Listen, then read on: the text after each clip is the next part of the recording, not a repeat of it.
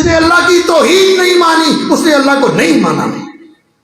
وہ کوئی ایمان نہیں جس ایمان کے اندر اللہ کی توحید نہیں. اللہ کی توحید نہیں. میرے بھائیوں، آج لوگوں کو سچی بات ہے، کلمہ پڑھنے والے لوگوں کو توحید کا پتہ نہیں ہے.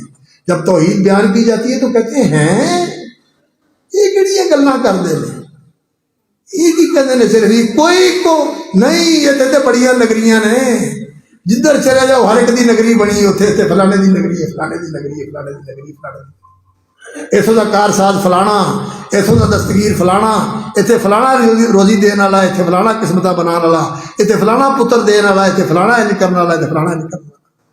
اللہ اکبر. میرے بھائیوں، یہ توحید نہیں ہے، یہ کھلم کھلا شرک ہے. نادانی اور لا علمی کی وجہ سے لوگ اس میں مبتلا ہیں.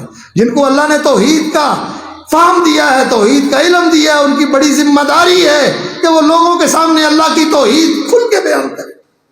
لوگوں کی سب سے بڑی خیر خواہی یہ ہے کہ انہیں شرک کی دلدل اور شرک کے اندھیرے سے نکالا جائے، اور بدعات کی ان بھول بھلیوں سے اور بدعات کی ان پگڈنڈیوں سے نکال کر سنت کی شاہراہ کے اوپر لگایا جائے جو سیدھی جنت کو جاتی ہے.